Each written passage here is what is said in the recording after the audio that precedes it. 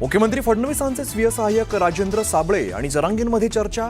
गणपतीमुळे आंदोलन पुढे ढकलण्याची साबळेंकडून विनंती, तर आंदोलनाच्या मार्गाबाबतही चर्चा केली। राजेंद्र साबळेंची माहिती।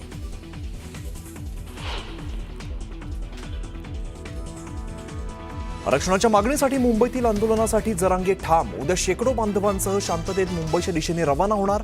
जरांगेंची माहिती।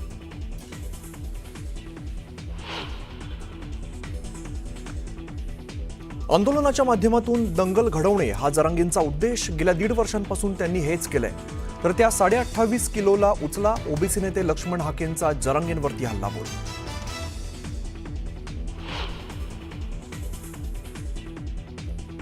मी अपशब्द वापरले नसून बोलीभाषेत बोललो होतो। विनाकारण वाद पेटवला जातोय, मात्र मी तो शब्दही मागे घेतला। मुख्यमंत्र्यांच्या मातोश्रींविरोधातील वक्तव्यावरून जरांगेंचं भाष्य।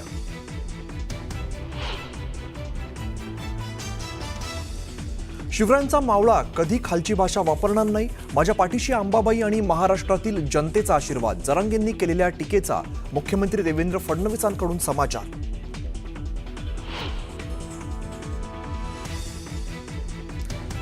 माझं आणि शिंदे साहेबांमध्ये सगळं सुरळीत। आमच्यात कोणीही विस्तव टाकण्याचा प्रयत्न केला नाही, तरी आम्ही एक आहोत। जरांगेंचा विरोधकांच्या टीकेचा मुख्यमंत्र्यांकडून समाचार।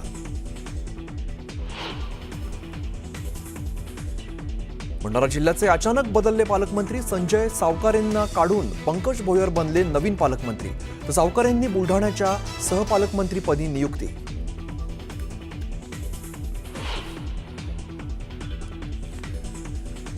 पालकमंत्रीपदाच्या मुद्द्यावरून कुठलीही नाराजी नाही। उलट भंडाऱ्याला जाणं येणं जमत नसल्यामुळे पालकमंत्रीपद नको म्हणून मीच मुख्यमंत्र्यांना विनंती केली होती। संजय सावकारेंची माहिती।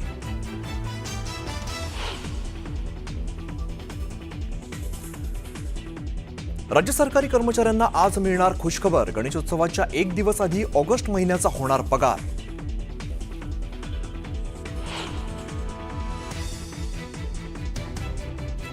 शरद पवारांना सर्वांची नावं तोंडपाठ, पण 160 आमदार निवडून देतो असं सांगणाऱ्या दोघांची नावं पवार विसरले। गोपीचंद पडळकरांचा शरद पवारांवरती हल्लाबोल।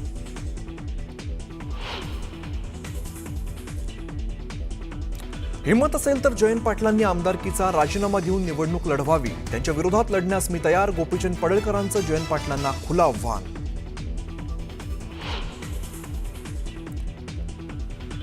नाशिकच्या सारडा सर्कल परिसरात अल्पवयीन मुलीच्या अपहरणाचा प्रयत्न फसला। पोलिसांनी संशयिताला घेतलं ताब्यात। पोक्सो अंतर्गत केला गुन्हा दाखल।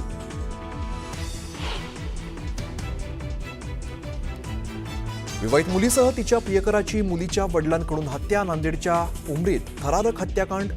लग्नानंतर जुनं प्रेमसंबंध उघड झाल्यानंतर वडिलांनी दोघांना विहिरीत फेकलं।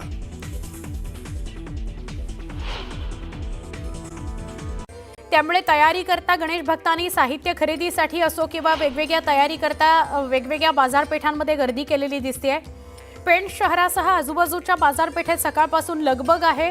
साहित्य विक्री करणारे छोटे मोठे व्यावसायिक वेगवेगळ्या वस्तू घेऊन बाजारात आलेले आहेत। तर काही दुकानांमध्ये गणपतीला लागणारी ज्वेलरी असेल, कापडी सजावटीच्या वस्तू असतील, अशा वेगवेगळ्या प्रकारची फुलं, पानं, मखर साहित्य, डेकोरेशन याकरता लागणारं साहित्य विकायची लगबग बघायला मिळते। पूजेचं रानावनात मिळणारं साहित्य घेऊन आदिवासी बांधव सुद्धा पेणच्या बाजारपेठेत पोहोचले आहेत।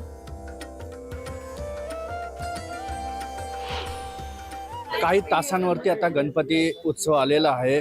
रायगड जिल्ह्यात पूर्ण बाजारपेठा सजलेल्या आहेत। आपण पाहू शकतो जी गर्दी आहे लोकांची या बाजारपेठेमध्ये गणपतीच्या वस्तू घेण्यासाठी आलेल्या आहेत। फुलं असू दे, फळं असू दे, त्या गणपतीला लागणाऱ्या जे वस्तू आहेत त्या ठिकाणी जे घेण्यासाठी या ठिकाणी आलेले आहेत। आणि जे बाजारपेठेतले जे आहेत, जे गावठी जे गणपती समोर जे लावतात फळं ते पण आहेत। आणि गर्दी मोठ्या प्रमाणात आहे। जे गणपतीला लागणारे जे हार आहेत किंवा जे वस्तू आहेत आपण बघू शकतो, हे गणपतीला घालणारे जे वस्तू आहेत या ठिकाणी आपल्यासोबत जे दुकानदार आहेत त्यांना आपण विचारूया। आज गणेश उत्सव आहे, कुठून कुठून लोक आहेत आणि काय घेऊन जातात? हार घेऊन जाते, उदबत्ती घेऊन जाते, शेला घेऊन जाता, शेला घेऊन जाता, नंतर कंठी घेऊन जात आहे आणि गर्दी भरपूर आहे। तर उत्सव आहे, पण हा पेन गाव आहे। पेन गावांमधनं कुठून कुठून लोक येतात आणि काय उत्सव म्हणजे काय असतो? उत्सव म्हणजे गणपतीचा उत्सव म्हणजे ते भरपूर मोठा उत्सव असते. ते इकडचे लोकांना तो खास आवडते. आणि हमरापूर, जोहा, कलवा सर्व इकडचे छोटे छोटे गाव आहेत तिकडनं सर्वजण येते सर्वजण. तुम्ही काय सांगाल, किती दिवसापासून लोक उत्सव आणि काय घ्यायला येतात? 15 दिन पासून चालू है ये खरीदी उनकी, और अभी 2 दिन कल से बैठने वाला है, तो अभी बहुत ही गर्दी है, रश है ऐसे शॉप पर सबके ऊपर, और बहुत बाहर बाहर से भी लोग आते हैं, सिर्फ पेन के नहीं है, मुंबई से आते हैं, गुजरात वरुण भी आते खरीदे स्पेशल, क्योंकि यहाँ पर ही गणपति बनते पेन में, जो आइडल है वो पेन में ही बनते, इसलिए दूर दूर से आते सब लोग. खरंच गणेश उत्सवासाठी गावातनं म्हणजे पंचकृषीतनं या ठिकाणी पेन शहरात जे गणपतीचे जे वस्तू आहेत ते घ्यायला येतात. मोहन जाधव, न्यूज 18 लोकमत, रायगड.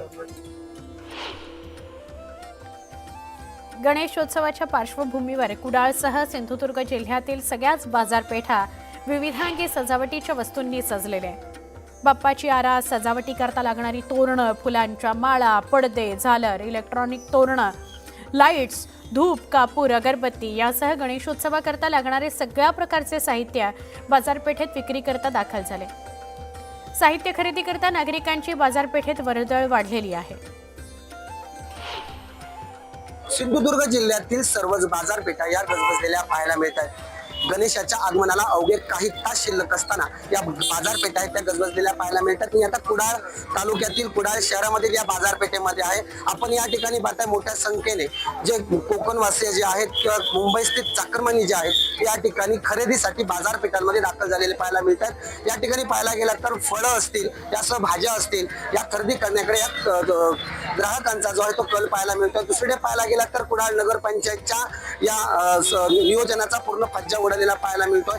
एकरी वाहतूक असताना सुद्धा या ठिकाणी वाहन चालकांकडून जबरदस्तीने गाड्या ज्या आहेत या ठिकाणी आत घातल्या जातात. त्याच्यामुळे ग्राहकांना असेल, दुकानदारांना असेल त्याचा त्रास होताना पाहायला मिळतोय. दुसरीकडे पाहायला गेलं तर या ठिकाणी पोलीस प्रशासनाच्या वतीनं ट्रॅफिकचं नियोजन करण्यात आलेलं आहे. तर दुसरीकडे पाहायला गेला तर ग्राहक जे आहेत ते मोठ्या संख्येने बाजारपेठेत दाखल झाले असून खरेदी करताना आपल्याला पाहायला मिळत आहेत. गरजेची जी वस्तू आहे, पूजेचं साहित्य असेल, हार असतील, याकडे खरेदी करण्याकडे हा जो ग्राहकांचा जो आहे तो कल आपल्याला पाहायला मिळतोय. आणि उद्या प्रत्येकाच्या घराघरात गणेशाचं आगमन होणार आहे. त्याच्या जय्यत तयारीसाठी गणेश भक्त सज्ज झालेले आपल्याला पाहायला मिळतात. कॅमेरा पर्सन योगेश प्रसाद पातळे, न्यूज 18 लोकमत, कुडाळ, सिंधुदुर्ग. आता अवघे काही तासच उरलेत गणरायाचं आगमन होईल. या पार्श्वभूमीवर नाशिकच्या फुलबाजारात खरेदी करता मोठीच गर्दी झाली आहे. हरितालिका पूजन असल्यानं महिलांनी पत्रिका खरेदी करता, तर उद्या लाडक्या बाप्पाचं आगमन होणार असल्यानं त्याच्या सजावटीकरता विविध फुलं बाजारात दाखल झाली आहेत. यामध्ये गुलाब, झेंडू, शेवंती, जरबेरा अशा विविध फुलांना मोठ्या प्रमाणात मागणी आहे. बाप्पाच्या सजावटीकरता या फुलांचा वापर होणार असल्यानं भाविकांनी नाशिकच्या फुलबाजारात गर्दी केल्याचं बघायला मिळालं.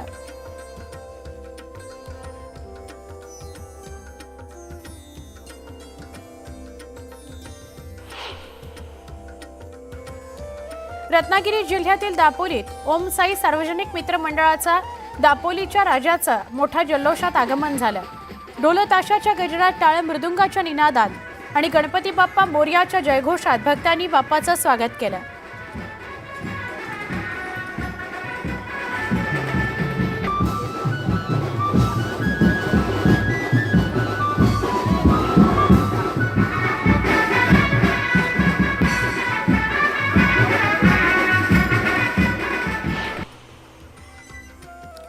तर पुण्यामध्ये गणरायांना सजवण्याकरता ड्रेपरी हा एक नवा ट्रेंड बघायला मिळतो.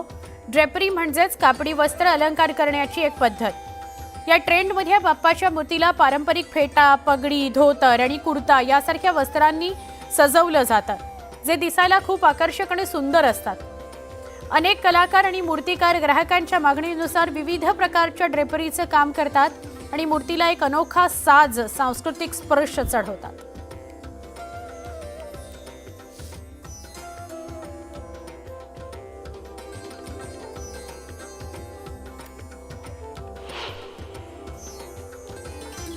गणेशोत्सव हा पर्यावरणपूरक पद्धतीनं साजरा करण्याकरता येवल्याच्या वडगाव इथं एका गोशाळेमध्ये गीर गाईच्या शेणापासून श्री गणेशाची मूर्ती साकारली जाते.